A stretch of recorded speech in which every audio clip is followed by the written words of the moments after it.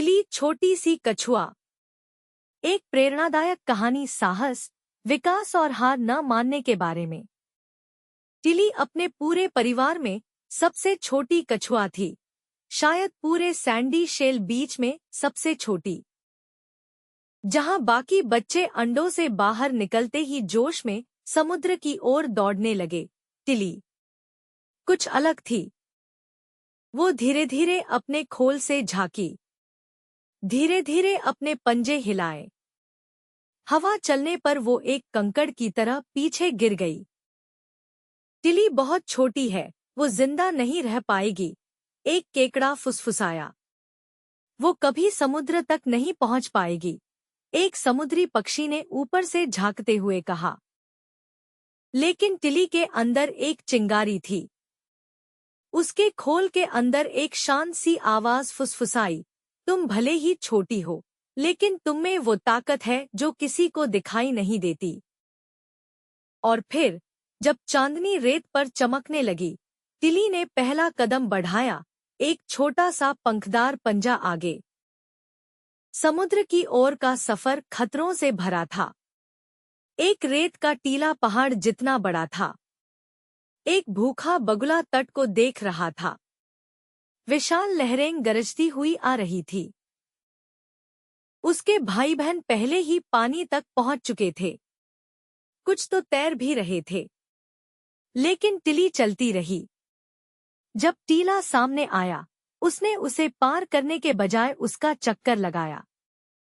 जब बगुला झपटा, उसने अपने खोल में छिपकर खुद को बचाया। हर छोटा कदम एक जीत थी। और घंटों के संघर्ष के बाद उसने अपने पंखों को खारे समुद्र में डुबो दिया। वो पहुंच गई थी। लेकिन समुद्र तिली की सोच से कहीं ज्यादा विशाल था। लहरें उसे उछालने लगी, धाराएं उसे खींच ले गईं। वो जल्दी ही अपने परिवार से बिछड़ गई। वो अकेली नीले विस्तार में तैरती रही। एक जेलीफिश पास से बहती हुई बोली, तुम कभी अपना रास्ता नहीं ढूंढ पाओगी। एक चिड़चिड़ी मुरेन बोली, तुम बहुत कमजोर हो, जिंदा नहीं रह पाओगी। तिली ने अपनी आंखें बंद कर लीं, उसका दिल तेजी से धड़कने लगा।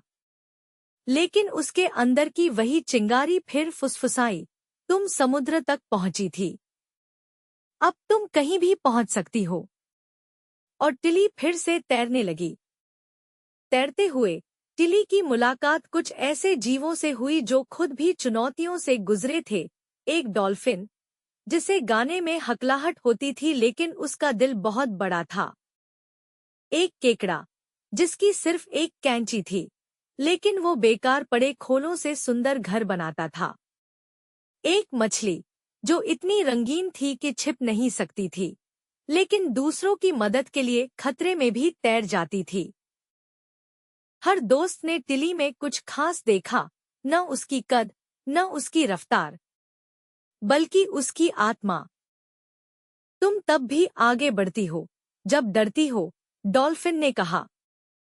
तुम सोच समझकर कदम बढ़ाती हो, केकड़े ने कहा। तुम हार नहीं मानती, मछली ने कहा।